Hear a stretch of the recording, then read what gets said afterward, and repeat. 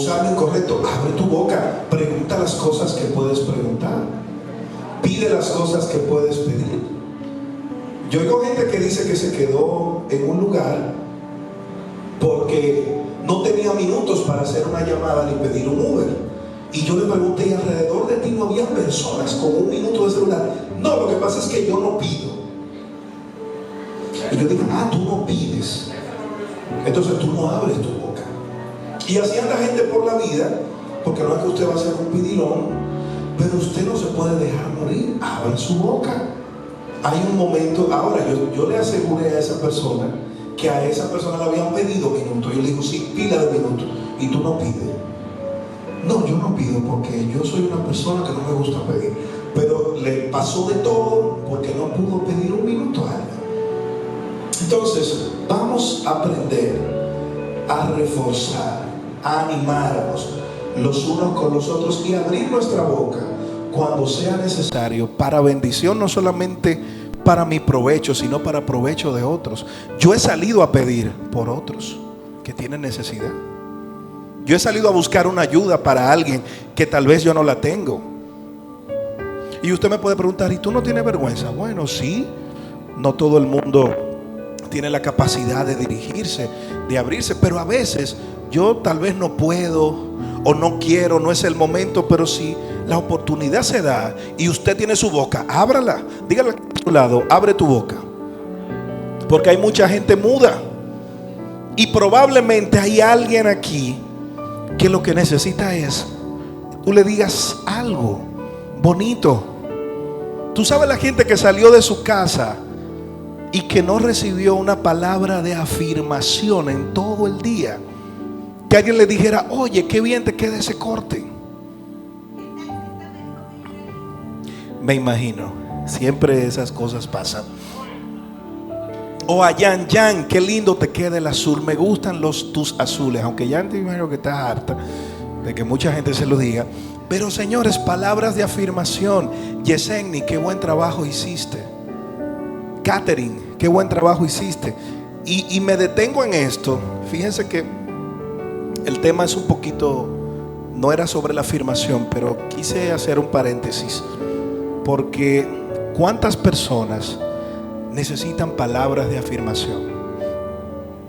Yo estuve conversando con alguien muy cercano de mi familia. Les voy a contar esto para que ustedes vean lo importante de hablar y de uno ser positivo con los demás. Una persona muy cercana. Me voy a reservar algo porque siempre las familias y mucha gente se conecta, ve, escucha, y no es bueno exponer. Pero esa persona me decía, mi papá nunca me dio palabras de motivación para nada. Esa persona estudió, esa persona se motivó a hacer cosas grandes, esa persona se casó, esa persona tuvo hijos, tuvo familia, pero en muchas áreas fracasó, en matrimonio, en la crianza de su hija, porque estaba buscando toda la vida alguna palabra de afirmación de alguien.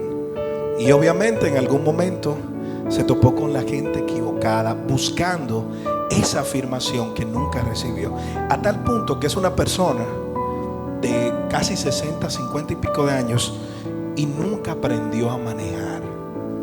Y me dio tanta pena y me dijo, estoy tomando clases de manejo ahora, porque siempre me dijeron, tú vas a chocar, tú no vas a poder, eso no es para ti, eso es para hombres, las mujeres no manejan, por poner un ejemplo, o esto. Y esa persona fue marcada toda su vida con palabras negativas de no afirmación. Y yo les digo a ustedes, tienen personas cerca que necesitan tal vez que usted les reafirme su amor, que usted les reafirme su capacidad, que usted le diga qué bien lo hiciste. Hay gente que nunca le han dicho qué bien lo has hecho tu trabajo, qué bonita persona eres, a pesar de que te has caído, te has levantado. Y todos en algún momento necesitamos palabras de afirmación.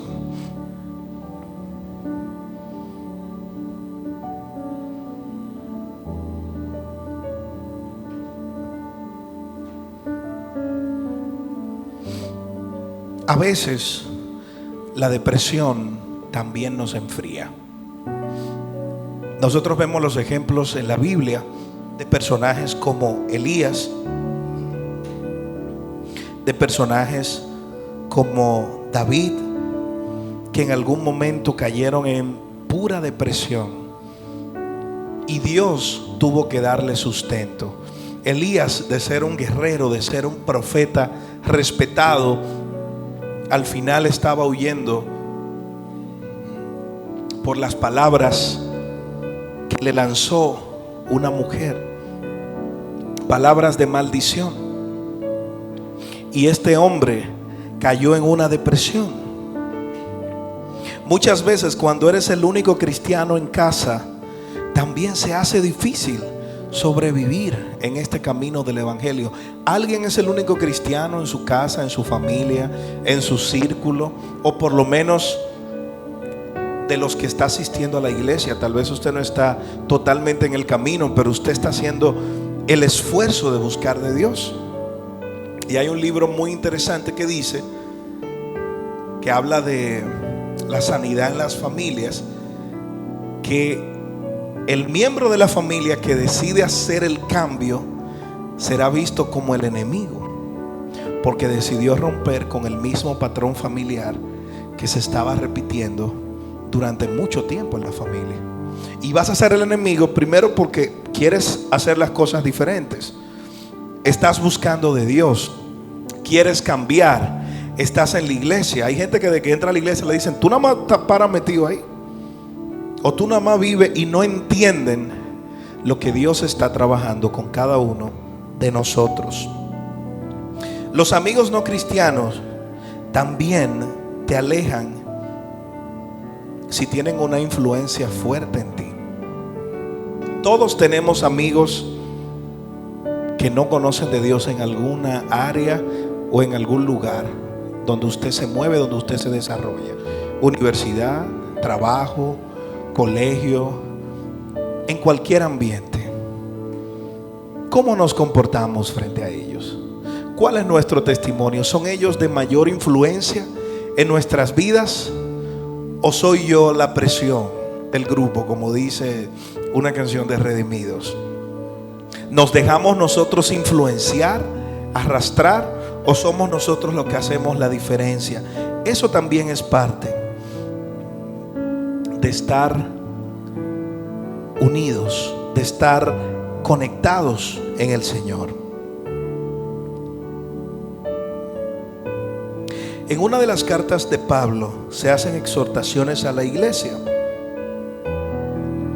El apóstol Pablo escribió la epístola a los Filipenses cuando éste estaba preso en Roma, y Filipenses 1 del 12 al 14, vamos a ver si la podemos buscar. Usted la puede buscar ahí en su Biblia, la vemos aquí en pantalla. Filipenses 1 del 12 al 14.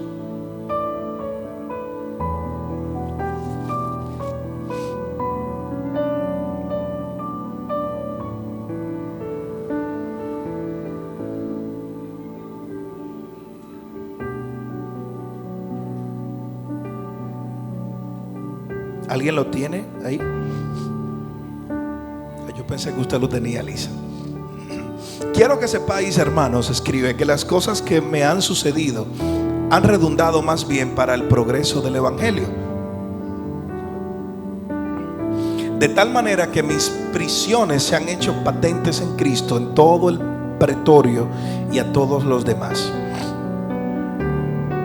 Y la mayoría de los hermanos, cobrando ánimo en el Señor con mis prisiones, se atreven mucho más a hablar la palabra sin temor, hablando del testimonio de lo que había ocurrido luego de que ellos habían sembrado el evangelio en esa comunidad.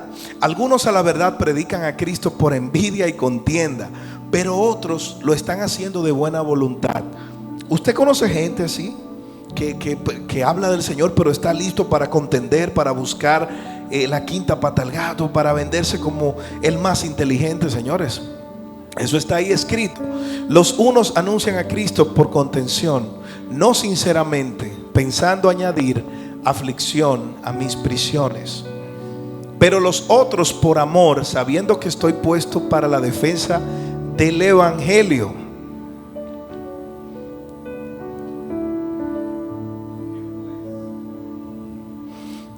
¿Qué pues? Que no obstante, de todas las maneras o por pretexto, por verdad, Cristo es anunciado, y en esto me gozo y me gozaré aún. Porque sé porque vuestra oración y la suministración del Espíritu de Jesucristo, esto resultará en mi liberación. Dale hacia el 17 otra vez.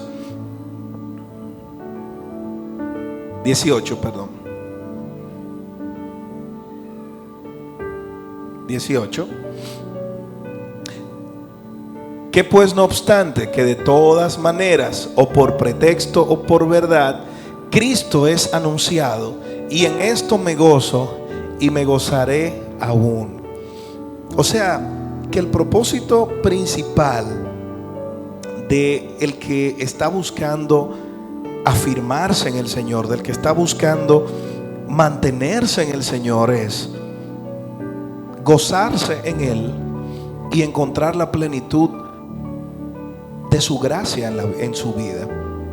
O sea, usted se va a topar con personas que van a querer hablar de Cristo o van a querer representar a Cristo de muchas maneras. Gente que está lista, gente que no está preparada, gente que quiere contender, otros que quieren lucrarse, otros que quieren venderse de una manera. Pero en todo esto, decía Pablo, me gozo porque se está hablando de Dios. Hoy día está de moda ser cristiano. Todo el mundo quiere ser cristiano, todo el mundo dice que ama a Dios. De hecho, hay unos perfiles en Instagram que dicen Dios primero, o que dicen, yo me sorprendería porque la biografía no concuerda con la foto principal. O sea, difícil. Una condición que tú dices, pero ¿a cuál Dios esa persona se refiere? Pero todo el mundo tiene derecho a creer. Entonces, ¿qué es lo importante? Que el mensaje de la palabra de Dios sea llevado, sea edificado, sea anunciado, y que usted se goce en él. Y eso va a hacer que usted sea reafirmado. Hablando sobre cómo podemos mantenernos firmes en él.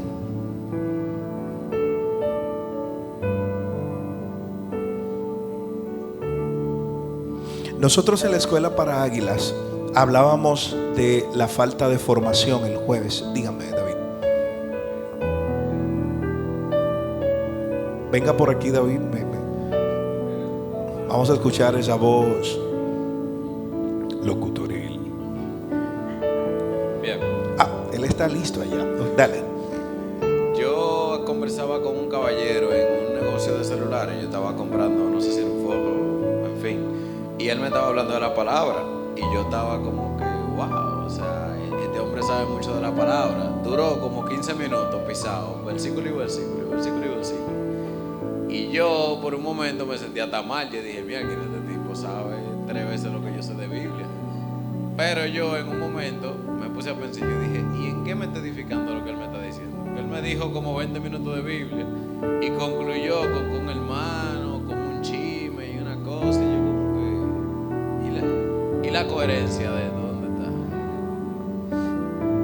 está? Eso pasa, David, eso pasa, de que a veces podemos tener mucho conocimiento, sobre todo sobre la Biblia, podemos hablar de muchos versículos, pero ¿cómo nos comportamos cuando llegan los momentos de crisis, cuando llegan los momentos difíciles? ¿Cuál es nuestra reacción?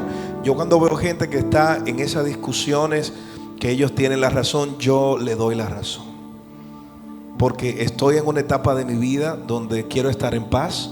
Y usted cree eso, y esa es la interpretación que usted tiene teológicamente. Sí, porque usted lo ve con una actitud que gallito de pelea. No, vamos, sí, usted tiene razón, seguimos adelante o seguimos con otro tema.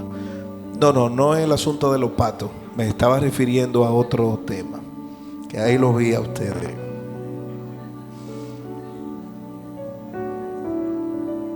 A veces no nos afirmamos o nos enfriamos por falta de formación. Y es muy importante, ya decíamos en la escuela para águilas, de que nosotros podamos sentarnos a recibir lo que Dios quiere darnos, para nosotros dar por gracia lo que por gracia he recibido. Y voy a compartir este testimonio porque tal vez alguien necesite escucharlo. Lo dije en la escuela para águilas, no sé si alguno lo escuchó, pero alguien hace unos años, estando en la Lincoln, se acercó a mí, a Leone. Y esa persona que estaba con nosotros en ese momento nos decía que mientras estaba trabajando y estaba en el ministerio, quería un poco más, quería recibir más, quería hacer más, y estaba como en una etapa así de ese primer amor, pero mezclado con mucha ansiedad y con muchos temas familiares, que a veces cuando tú vienes a la iglesia y tienes todos esos choques, no sabes cómo manejarlos, la poca madurez en el Señor, etcétera, etcétera. Y esa persona nos dijo: yo fui a tal sitio y yo pienso que yo necesito recibir la provisión que están dando en tal iglesia, porque me sentí bien y fue con un familiar maravilloso. Y cuando se reunió con nosotros, yo le dije, y León y yo le dijimos: mira, tú eres libre de ir donde tú quieras y de crecer y desarrollarte. Ahora, asegúrate que la decisión que tú estás tomando es de Dios y que hacia donde tú vas es verdaderamente para crecer tal cual tú dices. Porque a veces la gente, cuando está manejando muchas situaciones, toma decisiones y a veces se siente que necesita más. Ella lo que quería, esa persona lo que quería era servir, buscar más de Dios, y de verdad estaba sirviendo y se le estaba ayudando, pero era una persona extremadamente demandante. Sus problemas no estaban directamente en la iglesia, sino más allá. Y efectivamente, unas semanas sí le dijimos: el problema no es que la iglesia no tiene la provisión que tú buscas, el problema tal vez eres tú y la necesidad que tú tienes y la demanda que tú tienes. Entonces analiza bien, porque cuando uno va a dar ese paso, entonces te topas con otro problema ya, porque al final el problema eres tú. Efectivamente, unas semanas, unos días, unos meses después, esa persona dejó de asistir con nosotros. Y hace unos meses me topé con esa persona y tenía la esperanza de que estuviera avanzada, de que hubiera crecido en el Señor, de que hubiera logrado los objetivos por los cuales tomó esa decisión. Y efectivamente y lamentablemente ni estaba en el lugar donde dijo que iba a estar, ni mucho menos estaba ya en el camino del Señor. Estaba totalmente apartada, se enfrió. Entonces, ¿qué les quiero decir con esto? A cualquiera de nosotros nos puede pasar. A cualquiera de nosotros nos puede pasar de que se nos vaya ese primer amor, y de que, tratando de no resolver nuestros problemas internos, vayamos a un lugar X pensando que todo se va a resolver, cuando hay cosas que yo no me he sentado a evaluar y que tienen que ver conmigo. Se enfrió poco a poco, y me dio pena, porque una persona con mucho potencial y una persona con muchos deseos de servir, pero su misma ansiedad y su misma necesidad y su misma no estaba estable para tomar una decisión, al menos en ese momento. Pero gloria a Dios que oramos, porque es nuestra oración orar. Y les pongo este ejemplo porque cualquiera puede pasar por ese momento. Hebreos 5 del 12 al 14 dice: porque debiendo ser ya maestros después de tanto tiempo, tenéis necesidad de que se os vuelva a enseñar cuáles son los primeros rudimentos de las palabras que yo habéis dado, tales que tenéis necesidad de leche y no de alimento sólido. Y todo aquel que participa de la leche es inexperto en la palabra de justicia, porque todavía es niño. ¿Por qué vienes cada viernes aquí a la iglesia? ¿Qué te motiva a venir? Es una pregunta para que se la hagan ustedes ahí donde están. ¿Por qué ustedes vienen? ¿Vienen por compromiso, que no está mal, si es un compromiso con el Señor? ¿Vienen para servir, porque les sienten ese llamamiento al servicio de Dios? ¿Vienen para motivar, para dar esperanza a otros, porque necesitan recargarse? ¿Por qué vienes a la iglesia?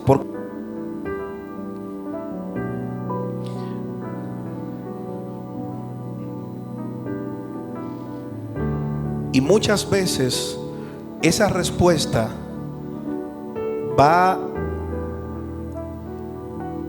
a repercutir en la vida de cada uno, dependiendo de lo que usted viene a buscar. Hay gente que probablemente fue a la iglesia y encontró una pareja, y después que encontró una pareja, adivina, como dice, se fueron, porque eso fue lo que vinieron a buscar. Hay gente que, por ejemplo, fue a la iglesia a encontrarse con que Dios le sanara de una enfermedad, y Dios hace el milagro, y adivinen, sanado, y así mismo se van. Se ha pegado la palabrita esa del FUAP. Yo no sé, mucha gente no sabe de dónde que viene eso. Eso es en las redes, todo eso audio. Y hay gente que viene buscando un milagro de prosperidad, y Dios se lo da, y adivinen, se van de la iglesia. Entonces quiere decir que nuestra perspectiva de Dios, como yo veo a Dios, tiene mucho que ver conmigo, como yo estoy. Y si tú te estás enfriando, si tú no estás bien, si tú no estás firme, así mismo tú vas a percibir a Dios. Y si tú lo que estás buscando es sanidad, y tú puedes tener a ese Dios que sana, pero tal vez tú estás buscando que Dios te ayude económicamente a avanzar, Jehová Jireh. Pero después que tú avances, después que como la gente que ora para que Dios le bendiga o le dé un carro, y después adivinen, no, Félix, por favor. Benjamín, gente que ha orado, Señor, dame, y cuando Dios le va a dar o le entrega lo que le ha pedido, se olvidan de esa otra parte. Te di lo que me pediste, te bendije, abrí puertas para ti, pero ¿y tu parte? Eso era para servir al Señor, para ayudar a otros. Entonces no, espérate, porque entonces les ponemos condiciones a Dios. Así somos los seres humanos. Procuremos cumplir cuando Dios nos bendice. ¿Cómo veo a Dios? Y hay gente que ve a Dios como ellos son. Si tú eres una persona que has vivido la injusticia, para ti tú tienes un Dios justiciero que te va a llevar para el infierno, que si tú no te conviertes, y usted lo ve en ese mood, en ese ambiente de agresividad, y es verdad que hay un infierno, y es verdad que hay un castigo. Pero ¿por qué no hablamos también del Dios de amor? Del Dios que ama, del Dios que perdona. Hay gente que se queda con el fuego consumidor nada más. Entonces mi percepción de Dios también va a estar conectada en cómo yo soy. Y por eso es que como tú eres, déjame un código ahí, es caos. Mi percepción de Dios va a estar muy conectado en cómo yo soy, porque yo me amo. Y no es una campaña que anda por ahí. Yo me amo y yo soy así, y ese yo soy así, yo no voy a cambiar. Que me quiera así. El amor propio es importante, pero la palabra dice que usted tiene que menguar para que Cristo sea en usted.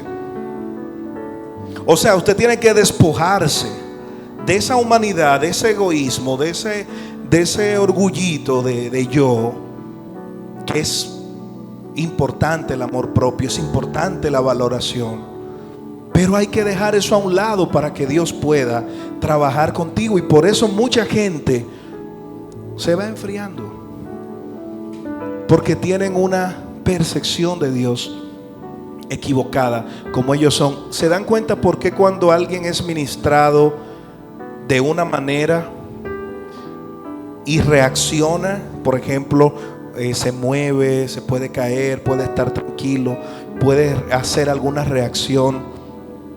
Es el choque del poder de Dios con el espíritu de la persona. Eso que vemos, esa reacción que usted ve, que alguien brinca, se cae o tiene una reacción, es cuando el poder del Espíritu Santo tiene un choque con el espíritu de la persona.